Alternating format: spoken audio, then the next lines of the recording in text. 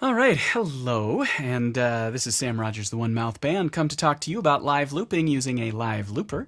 And you don't have to use one like this. This is a TC Helicon looper. They make some nice loopers. Boss also makes some great loopers. I've worked with dozens of different loopers from lots of different companies, and I'm here to talk to you today about the 5 button presses. 5 button presses that you must learn to do live looping. A lot of people want to get loopers that are complicated, that do lots of things.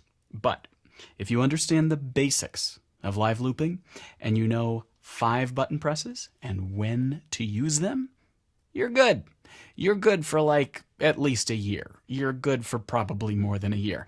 You could pick up something like this for maybe $50 on eBay and then sell it again for $50 on eBay a year later.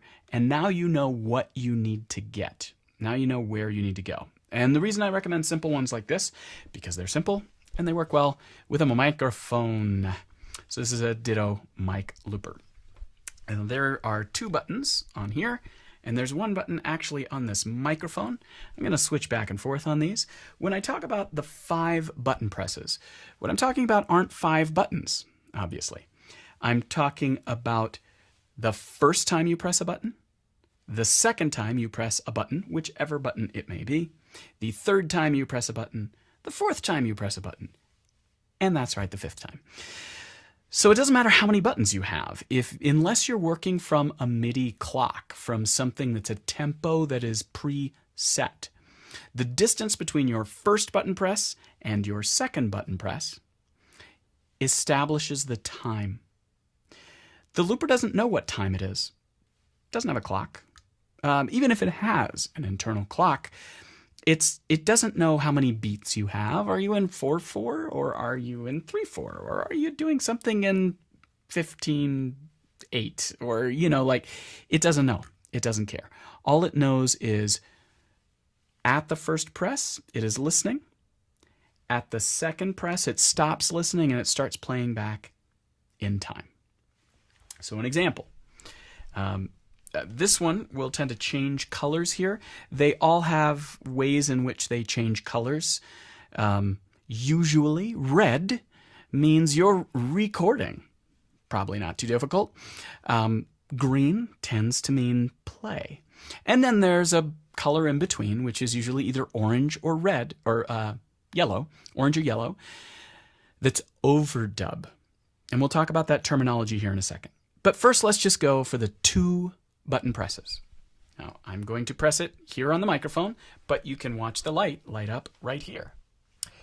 Here it is, and I'm pressing the button. Now that I've pressed the button is red. You see the red there, and as soon as I press the button again, it goes green. I am now not recording. There is no overdub happening. All I did was establish the time between my first button press and my second button press. And now I will press stop. So stop is actually our 5th button press. What might 3 and 4 be? Okay, I'm going to erase that by a long hold on the stop button. Okay, so you got distance from one to the next. A very common thing that people will do when they're first starting live looping, you tend to get a little jumpy. It's a discipline. It's like learning to play anything. It's a skill. And so keeping in time without that tension wave of the time, like speeding up and slowing down when you're pressing a button, can be a little disorienting at first, especially if you're pressing buttons like this with your feet. Sometimes it takes a little while to get used to. But if you just walk in time, if you just tap your foot usually while you're playing or while you're singing, you just press the button right where you would normally press it. And do that for a while. And by a while, I mean like at least a couple months. And it'll start to make sense.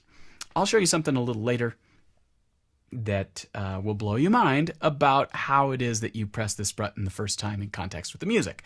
But for right now, let's just go with as if it was a beat of 1, 2, 3, 4. We will press it on the 1 and then the following 1 in time. So you don't go 1, 2, 3, 4 press, or 1, 2, 3, 4, you want that second button press to be right in the same time so that you're capturing the full value of that last 4 beat, and you're coming in right at the beginning of that first 1. So it's got a real rhythm to it. So I can demonstrate with just again, I'm going to press the button here. You'll see it light up here, and then maybe I'll switch it up now if I can get all the things held in my fingers. Okay, so this time I'll press the button here, but it does the same thing, pressing it here.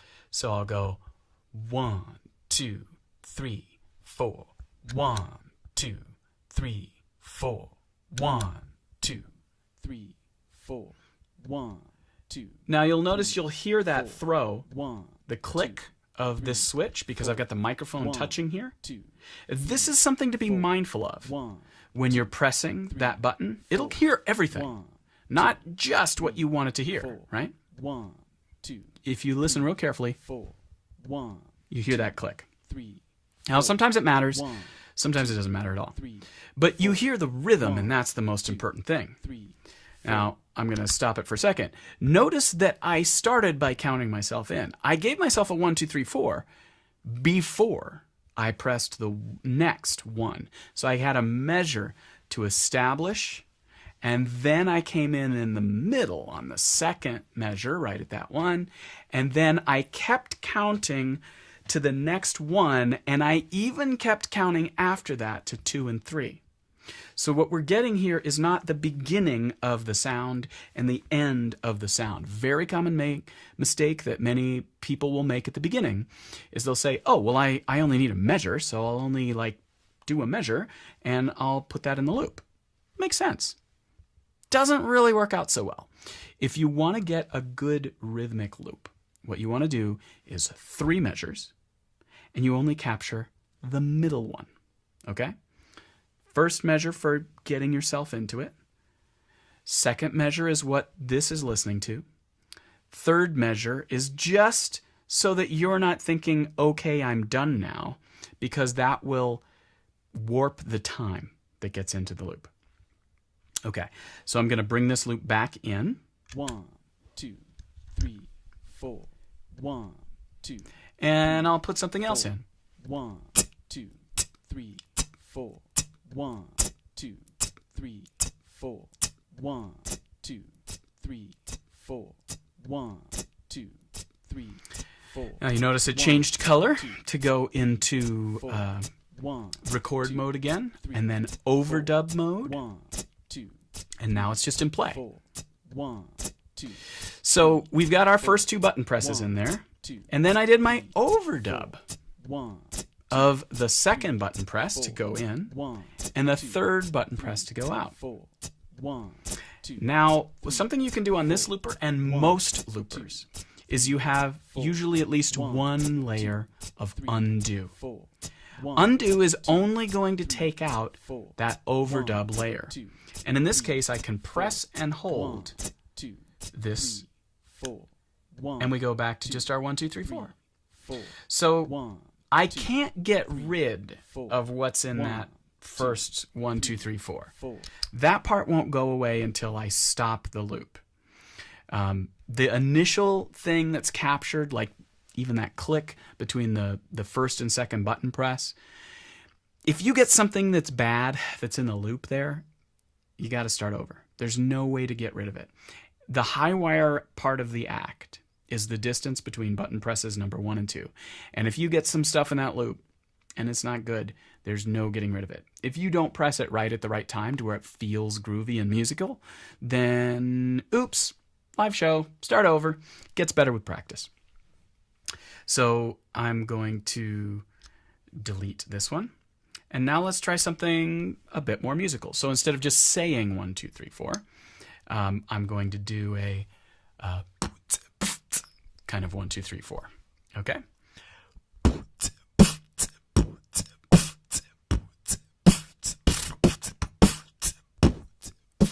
Now that time I did what I just told you not to do, which is I did the full thing, and then I stopped at the end.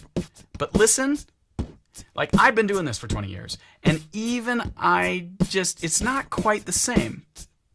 You hear how there's that little gap?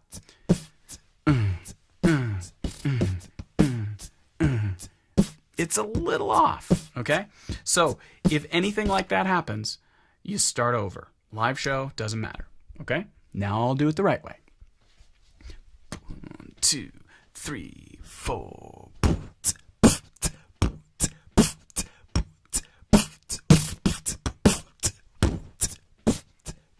Now that's a bit better. I just went over my button press. That's still not ideal, but it's good enough. That's a bit better than it was the first time, right? So now I can put something else over it. This is my overdub. This is the third button press. The first one was the beginning of the loop. Second one was the end of the loop, which is also the beginning of the loop. And now we can do some overdubs. So I'll press it here on this one. And what should we do? How about some bass?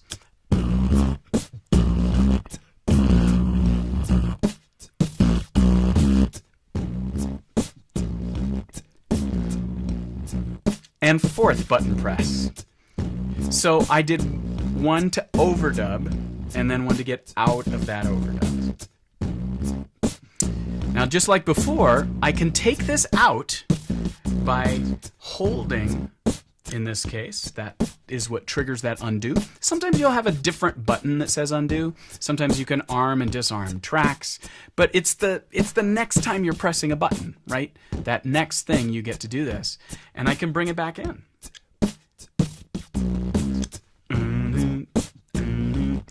Now, most loopers that are like this, that are simple, have only one layer of undo and redo like that. So if I was to put another layer on this, it would cement down and make it to where I couldn't get rid of this bass part. Let's go ahead and do that.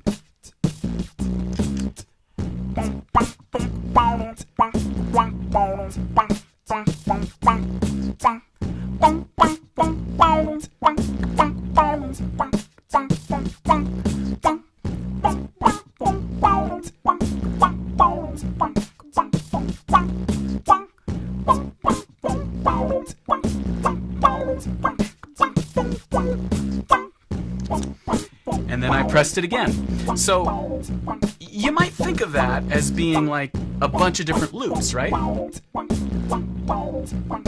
This is all one loop. This is one loop. So let me say a little bit more about this while it's going. Terminology-wise, what we did was one pass to create the loop, to cement the time. First button press, second button press. Then we did a layer on top of that loop, or an overdub on that loop. And that was the bass part, right? And we just did one pass on that. But it's still one loop. Like in terms of time, we haven't changed anything. There's only one phrase.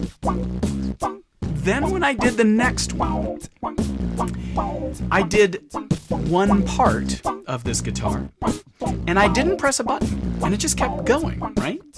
So then I did another harmony to that, but it's still the same layer as far as the looper is concerned. And here's where that comes in handy.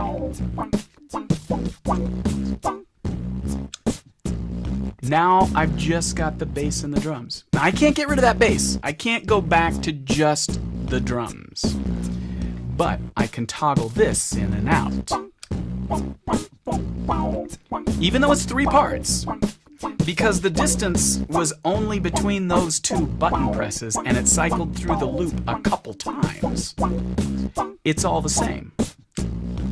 And so it comes out all at once, and it comes back in all at once. Now, how it does it on this loop, and a lot of things like a Boss RC3 or other loopers like that, RC20, you press it and hold it for a certain length of time. You press it and hold it for like 2 seconds, and that's what it is. So that's not exactly a musical thing, but you can get the feeling for it.